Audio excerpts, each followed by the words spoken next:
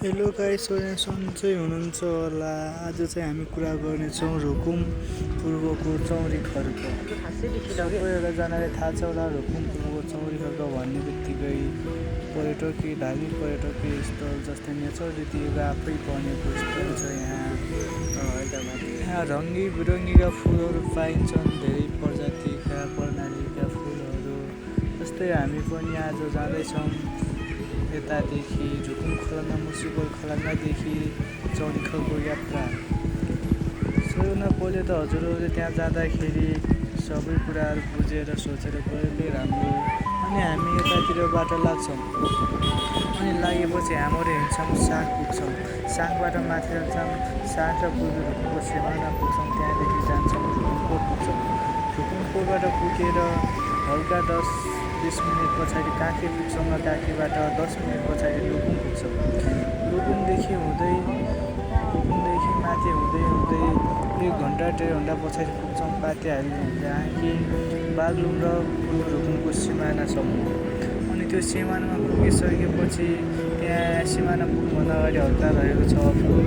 त्यहाँ अफरोडमा जस्तै हामीले आफ्नै सवारी साधन लग्यो भने हल्का होसियार भएर जाने, र यदि बुकिङमा छ भने त हामीले खासै भोकै समस्या भएन। अनि त्यहाँ रुकुमको सिमाना र बागलुङको सिमानासम्म पुगेर त्यहाँदेखि माथि कस्तो छ त, गाडी बाइक जान्छै जाँदैन एकपल्ट सोचविचार गर्नु होला र सोचेर बुझेर जानु होला। अनि त्यस पछाडि माथि गइसकेपछि यदि हजुरहरू गाडी बाइकको सवारी साधनमा जाँदै हुनुहुन्छ भने बाटो चिप्लो एकदमै कडा रहेको छ। त्यहाँको बाइक गाडीको कन्डिसन आफू बनाएर जानुपर्ने। यदि हिँड्दै जानुहुन्छ भने हिँड्दै गएमा लाग्छ जस्तै 2 देखि 3 घन्टासम्म लाग्छ भने गाडी बाइकमा गयो भने 1 घन्टामा हिँड्दै गयो भने हल्का समस्या हुन्छ। हजुरहरू बर्खाको टाइममा पुरा फुल कभर लगाउनुभन्दा हाफको टुहरू लगाउने, अनि तलतिर के हुन्छ त्यस्तै प्रकारका जुत्ताहरू लगाउने, सुजहरू लगाएर। त्यस पछाडि आउँछ बाटो हिँड्दाखेरि बर्खामा झरीमा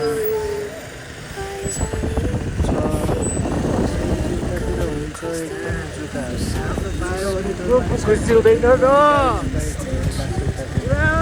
जुत्ता लागिसकेपछि फल्ला डर मानिहरूको लागि झन् एकदमै डरा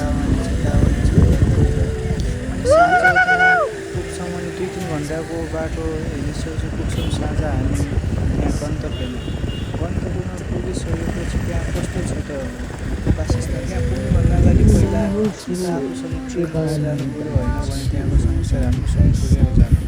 त्यहाँको समस्या कस्तो छ पहिला खोज अनुसन्धान गरेर गएन भने त्यहाँ एकदमै गाह्रो हुन्छ साथीहरू। जस्तै हामीले त्यहाँ अनएक्सपेक्टेड भएर गएर त्यहाँ आफ्नो ट्रेन बनाएर बस्ने भनेको साँझ राति पुग्यौँ यतादेखि। त्यहाँदेखि राति 9-10 बजे बन्दरमा पुग्यौँ। त्यहाँ पुगिसकेपछि ट्रेन कहाँ हाल्ने के गर्ने भन्ने कुराहरू एकदमै हामीलाई गाह्रो अनि त्यहाँ भइसकेपछि हामी रातिभरि यतिकै होटेलमा बस्यौँ। त्यो होटेल पहिलेदेखि बुकिङ गरेको रहेछौँ। यदि हजुरहरू जाँदै हुनुहुन्छ भने हजुरले पहिले भिजिट नेपाल भन्ने छ, त्यहाँमा गएर बुकिङ सक्छ, त्यहाँमा गएर सक्छौँ। र हामी त्यहाँ गइसकेपछि रातिभरि बस्नु गाडी धेरै लाग्ने, पानी धेरै जाडोमा कठारीले चुका फाल्दै बस्यौँ हामी। अनि पसिसकेपछि साँझ होटेलवालासँग सोध्यौँ यतातिर कुनै खाली छैन, अब हामी पाइँदैन भने हामी बरु यतातिरको सामान के हल्यो भने हामी छिमेकीलाई पैसा दिन्छौँ, हजुरलाई त्यस्तो नगर्नु, मानवीयताको हिसाबले हेरिदिनुहोस् भन्यो। त्यो भन्दा नि मानेन हामी बन्द गर्नै पर्ने हुन्छ भन्यो। अनि त्यो भनिसकेपछि एउटा ट्रेन खाली छ त त्यहाँ बस्छौ तिमीहरू, एकजनाको 2500 लाग्छ भने हामी थियौँ 3जना, पैसा थियो त्यस्तै कति 4500 थियो पैसा। एकजनाको 2500 भनेपछि त हामीले 3जनाको 7500 भएर खाना नखाएर पनि। अनि हामी त्यहाँ गइसकेपछि त्यहाँ हुन्छ त अब यतिकै बाहिर बसौँ भने त्यहाँ बस्यौँ। त्यहाँ बसिसकेपछि चाहिँ कस्तो भयो भन्ने कुरा, त्यहाँ राति बस्यौँ। राति चाहिँ एकदमै राम्रो भयो, सुताइ बसाइ चाहिँ खाना त खाएन, बसाइ सुताइ राम्रो भयो। राति सुत्यौँ, बिहान 4 बजे उठ्यौँ। 4 बजे उठेर हामी त्यहाँदेखि फेरि हिँड्यौँ। क्याम्प बस्ने ठाउँमा हिँडिसकेपछि फेरि 2 देखि 3 घन्टा लाग्छ। त्यहाँ हिँडिसकेपछि बिहान हेऱ्यौँ, त्यहाँदेखि उतातिर सिस्ने हिमालको टुप्पादेखि नि पुगी फुलचौरी, पुगी पाटनदेखि चौरी खर्कतिर गयो भने जस्तै कि लाइक मानौँ हामी नेपालमै छैनौँ जस्तोको फिल हुने।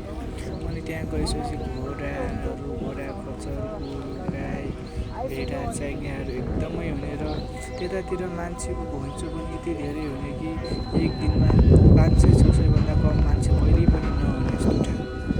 त्यो ठाउँमा गइसकेपछि साथीहरू कसैको मजा आउन, कसैको रमाइलो लाग्दैन। त्यहाँ पुग्यौँ, त्यहाँ पुगेर हामीले 1-2 घन्टा त्यहीँ बितायौँ। बिहान 4 बजे हिँड्यौँ, हामी हल्का छिटो हिँड्ने थियौँ अनि 2 घन्टामा पुग्यौँ। 6 बजे त्यहाँ बिहानको मिरमिरेर हाम्रो भालेको आवाज, हाम्रो आवाजसँगै हामी बिहान पुग्यौँ चौरी खर्क। त्यहाँदेखि हेऱ्यौँ भ्यू यस्तो राम्रो देखियो। अनि छिटो गयो भने हामीहरू मात्र थियौँ। त्यस्तै 6 बजे पुग्यौँ, 7 बजे 7:30 बजीसम्म बस्यौँ। 8 बजेदेखि मान्छेको यति घुइँचो आउनु लाग्यो। अनि 8 बजेभन्दा पछाडि पुरै हुस्सो फक्स लागेर केही नदेखिने भयो। हामी लक्की रहेछौँ, हामी बिहान गयो भ्यू हेर्नु पायौँ। पछाडि जाने मान्छेहरूको लागि त यति गाह्रो भयो कि त्यही भएर गाइजहरू हजुरहरू पनि जाँदै हुनुहुन्छ भने सबैभन्दा पहिले त्यहाँको पूर्व अनुमान गर्नुहोस्, त्यहाँको खोज अनुसन्धान गर्नुहोस्, बुझ्नुहोस् त्यहाँ कस्तो छ के छ भनेर बुझ्नुहोस् अनि मात्र जानुहोस् भन्दै आजको भिडियो यही टुङ्ग्याउँछु। हस्त, धन्यवाद।